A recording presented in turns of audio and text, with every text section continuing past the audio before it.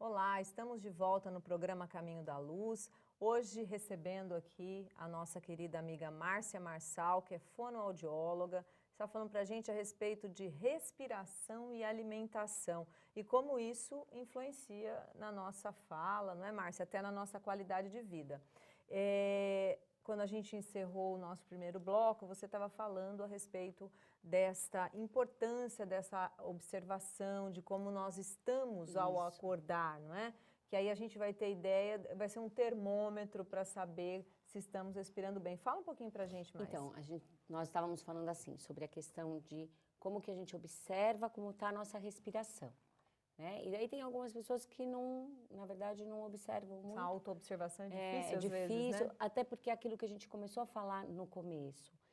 A respiração e a alimentação, elas se tornam automáticas. A gente vai fazendo sem parar muito para pensar o como a gente faz essas coisas, né? Na nossa própria fala, às vezes. E são pequenas coisas que podem dar indícios do que está acontecendo. Então, que é o que nós estávamos falando.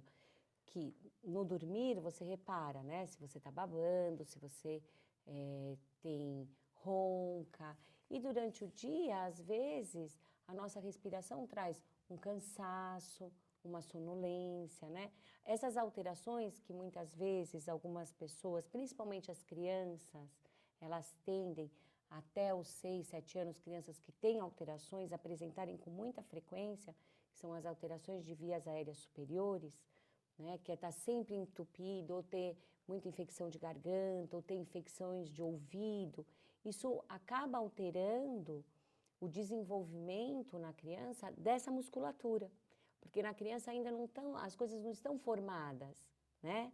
Às vezes a gente pega uma criança de 1 ano e meio, 2 anos, você fala assim, agora só falta crescer, né? Isso é um grande erro, Sem dúvida. porque ela tem que se formar, né? Então, como essa musculatura, esses ossinhos também não estão formados, ele vai, às vezes, sofrendo as alterações dessas disfunções, né? Quando essas funções não estão bem, essas disfunções vão fazendo com que se altere. E assim a gente vai percebendo algumas coisas. Márcia, então, entendendo que a alimentação, lógico, nós temos que mastigá-la, né? Mastigando, nós exercitamos, né? de preferência, né? Porque tem gente que não gosta nem de mastigar, né? Vem a nós e vamos direto. E você mastigando automaticamente, você faz todo um exercício da musculatura da face. E esse exercício, de alguma forma, ele também influencia na nossa respiração. Sim, então, você tendo uma mastigação boa, você melhora essa musculatura. Então, você ajuda, né, nessa respiração. Isso é importante. Mas, às vezes, a sua alteração de respiração faz com que você altere a tal ponto essa musculatura que você não vai ter força para mastigar. Né?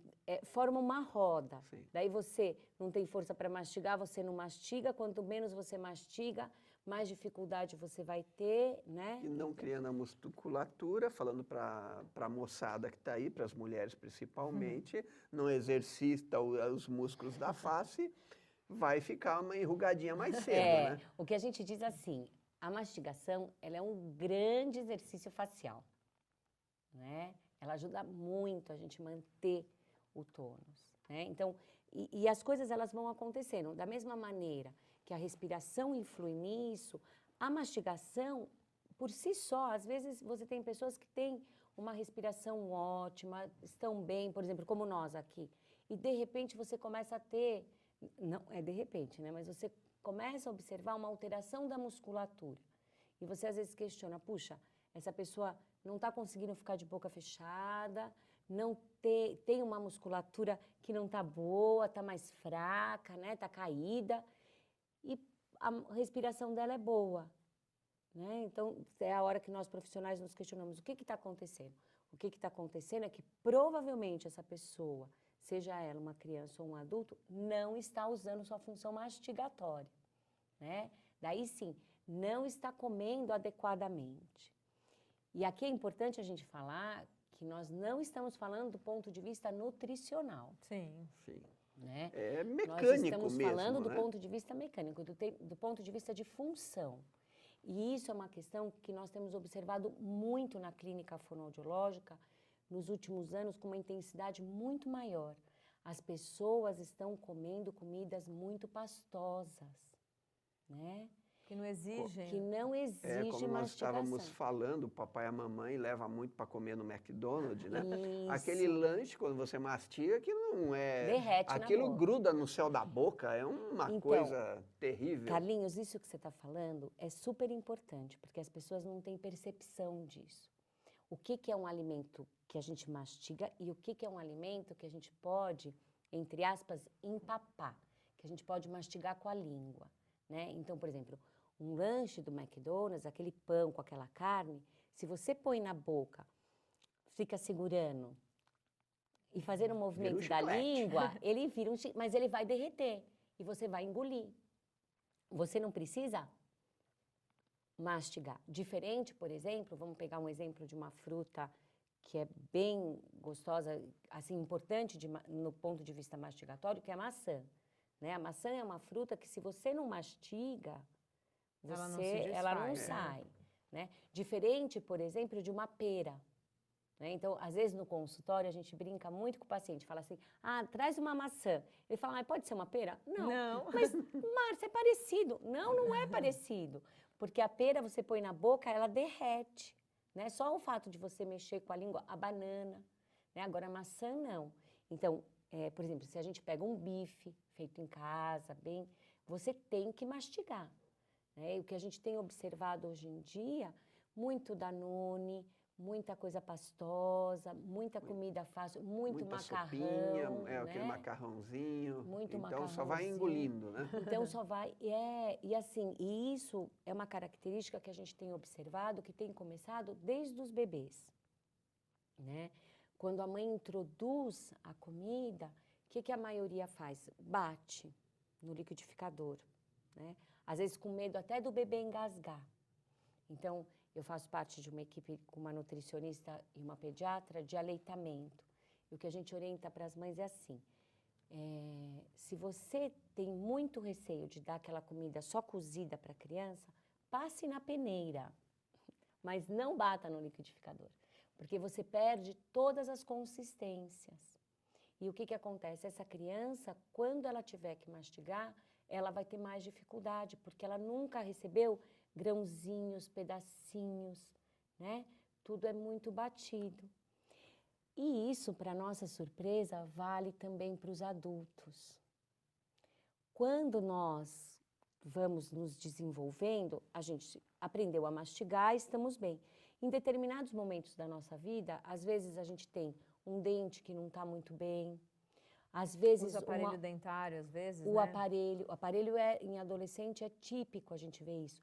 Começam aquelas dorzinhas, aquelas perdas, às vezes uma perda dentária, e a gente vai deslocando e vai mudando toda a fisiologia da mastigação. E isso traz consequências grandes. Quando a gente fala em qualidade de vida, a gente pensa nisso porque as consequências de uma má mastigação, elas são bem importantes, né? Que eu acho que a gente pode até conversar um pouquinho sobre isso. É muito interessante isso que você está falando. Acho que vale a pena a gente... porque a alimentação, como você falou, influi nessa musculatura toda da face e tudo mais.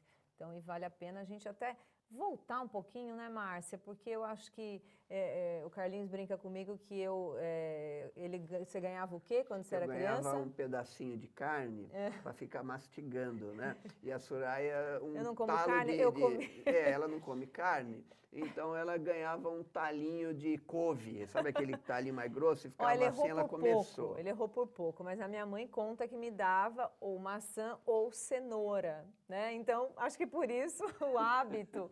Então, as mamães, vale a pena observar. Exatamente, mudar isso. Essa educação, né? Essa educação. Porque você ofertando um alimento para a criança. Ai, Márcia, mas ele não gosta. Não, mas vamos ofertar. A criança, ela tem que ser ofertada várias vezes. E nós, enquanto adultos, temos que nos treinar para isso, né? Temos que observar o nosso prato, né? Então, por exemplo, uma das coisas que a gente fala muito, a falha dentária ou a alteração de musculatura na face, nos adultos, ela vai ter uma consequência um pouco diferente da criança. Então, uma das coisas que a gente observa é alterações de postura, dores cervicais, né? Às vezes, a gente tem pacientes que têm queixas de dores meio irradiadas, às vezes dores de ouvido, até zumbido, tem alguns relatos que a gente precisa fazer investigações. Então, às vezes você tem que investigar com o médico, com o ortopedista, às vezes com o otorrino, mas muitas vezes com o ortodontista. Pois é, multidisciplinar, né? Nós que não somos só corpo, né? Nós somos, além de, a mais ainda, nós somos um espírito imortal com tantas complexidades, né? Na matéria mental, psicológica, as nossas emoções e tudo mais. Então, essa integração é sempre mais favorável a uma vida com qualidade. Você que está gostando desse programa, acesse o site aqui da TV, www.tvmundomaior.com.br. Você vai ter acesso a todos os programas, conhecer a programação, todos são programas maravilhosos, de muito conteúdo, então a gente espera aí a sua visita. E aguarde aí só um instantinho que a gente já volta aqui com a Márcia para continuar o nosso bate-papo.